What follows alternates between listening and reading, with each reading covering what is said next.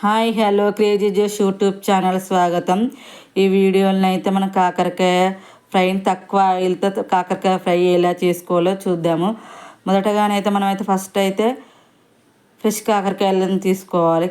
తీసుకున్న వాటిని పీలర్తో శుభ్రంగా చేసుకోవాలి. పీల్ చేసుకున్న వాటికి సాల్ట్ వేసి ఒకసారి కలుపుకొని వాటర్ పోసి కాసేపు అలా పక్కన ఉంచుకోవాలి, హాఫ్ అన్ అవర్ అలాగా. ఎందుకంటే వాటికి చేదు ఉంటుంది కదా, చేదు ఉంటుంది. అలా నానబెట్టడం మూలన కాస్త చేదు పోతుందని అలా వాటర్ పోసి పక్కన పెట్టుకోవాలి. పక్కన పెట్టుకున్న వాటిని ముక్కలుగా కోసుకోవాలి. ఇలా వీడియోలో చూపిస్తున్న విధంగా క్లీన్ అయితే చేసుకోవాలి. వాటర్ పంపేసి మరొకసారి నీళ్ళు పోసి శుభ్రం చేసుకోవాలి. అలా ఒకటికి 2 సార్లు శుభ్రం చేసుకోవాలి, చేదు అనేది పోతుంది. అలా శుభ్రం చేసుకున్న వాటిని ఇలా వీడియోలో చూపిస్తున్న విధంగా ముక్కలుగా పోసుకొని వాటర్లో సాల్ట్ వేసి కాసేపు ఒక 10 నిమిషాలు అలా 5 నిమిషాలు 5 to 10 నిమిషాలు 5 to 10 సెకండ్స్ అలా ఉంచాలి, చేదు అనేది పోతుంది. మరొకసారి ఆ వాటర్ పంపేసుకొని మరొకసారి సాల్ట్ వేసి వాటర్ పోసి మళ్ళీ క్లీన్ చేసుకోవాలి.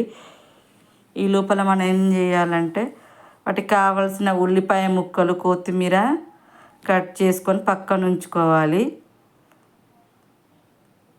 అలా వీడియోలో చూపిస్తున్న విధంగా చేసుకొని వాటర్ పోసుకోవాలి, చేదు అనేది పోతుంది. ఎక్కువగా ఇష్టపడని వారు కూడా ఉంటారు, కాకరకాయ కూర చేదు ఉంటుందని. ఇలా చేసుకోవడం వలన అసలు తక్కువ చేదు వస్తుంది, తినని వారు కూడా తింటారు. అలా అయిపోయే లోపల మనం దానికి సరిపడ పాత్రని అయితే తీద్దాము. సరిపడ పాత్రని తీసి పక్కన పెట్టుకుందాము.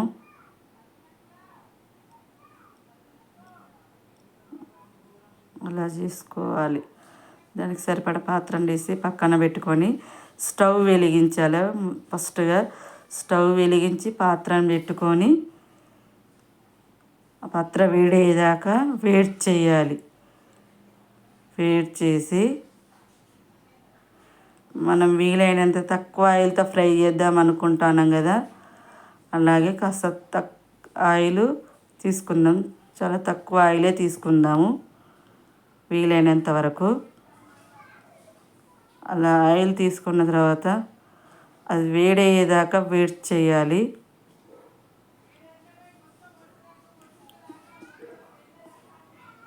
వేడయ్యేదాకా వేడి చేసి అందులో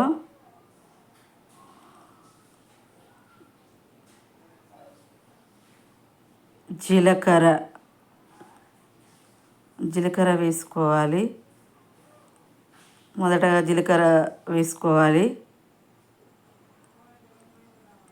సరిపడినంత. జీలకర్ర వేగాక మనం కట్ చేసి పెట్టుకున్న ఉల్లిపాయ ముక్కలను అయితే వేసుకోవాలి. అలా ఉల్లిపాయ ముక్కలు అయితే వేసుకోవాలి.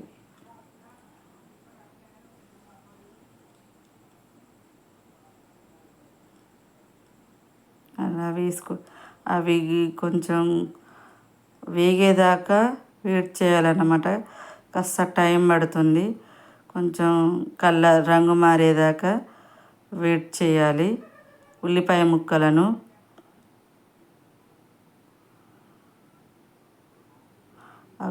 ఆ విధంగా కలర్ వచ్చేదాకా వెయిట్ చేయాలి, కాస్త వేగేదాకా.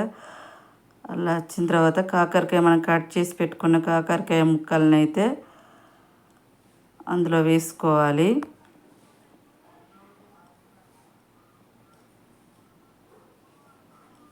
అలా కాకరకాయ ముక్కలు వేసుకోవాలన్నమాట.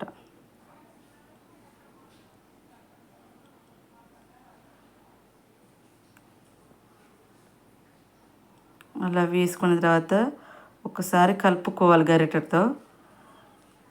అలా కలుపుకొని తగినంత పసుపు వేసుకోవాలి. తగినంత పసుపు వేసుకొని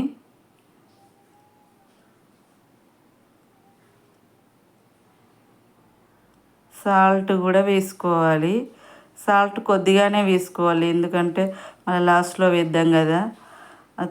సాల్ట్ వేయడం మూలాన కొంత మాడకుండా ఉంటుంది, కాస్త తొందరగా ఉడుకుతుంది కర్రీ. ఓకే, కొంచెంగానే వేస్తున్నాను సాల్టు, ఎందుకంటే మాడకుండా ఉంటుంది, తొందరగా ఉడుకుతుంది కర్రీ అనేది. తర్వాత అల్లం వేసుకోవాలి. అల్లం వేసుకొని కలుపుకోవాలి. అలా కలుపుకున్న తర్వాత మనం మూత పెట్టేసి ఉడికేదాకా వెయిట్ చేయాలి. వెయిట్ చేసిన తర్వాత దానికి తగినంత కారం వేసుకోవాలి. ఇంత ఎర్రగా ఉంది అనుకున్నాను, పట్టించిన కారం కాబట్టి, ఇంట్లో కారం కాబట్టి కాస్త మరి కారం అయితే ఏముండదు, కలర్ అయితే అలా కనబడుతుంది. కారం వేసుకోవాలి.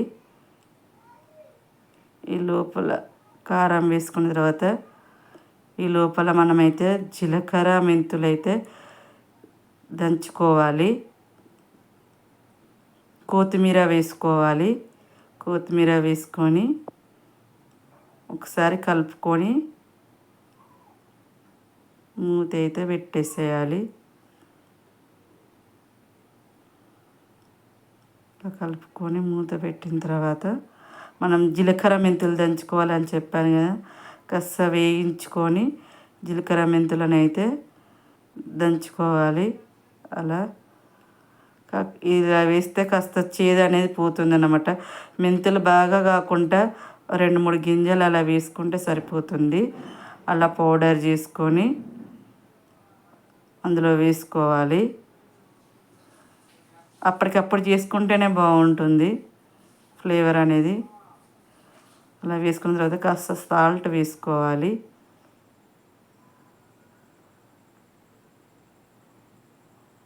అలా మగ్గేదాకా ఉడికించుకోవాలి. సాల్ట్ వేసుకొని కలుపుకుంటే సరిపోయే. ఈ వీడియో అయితే మీకు నచ్చుతుంది అనుకుంటున్నాను. కాకరకాయ ఫ్రై చాలా బాగుంది కదా. మీకు అందరికైతే ఈ వీడియో నచ్చుతుంది అనుకుంటున్నాను. అలా చూపించడం అయితే జరుగుతుంది. అలా ఒత్తులుగా వేయించుకోవాలి. సరే, ప్లేట్లో పెట్టుకొని తినేస్తే కమ్మటి కాకరకాయ ఫ్రై కూర రెడీ. Thank you friends. ఈ వీడియో అయితే మీకు అందరికీ నచ్చుతుంది అనుకుంటున్నాను. క్రేజీ జోష్ యూట్యూబ్ ఛానల్ని ఇలాగే సపోర్ట్ చేయండి, సబ్స్క్రైబ్ చేయండి, లైక్ చేయండి.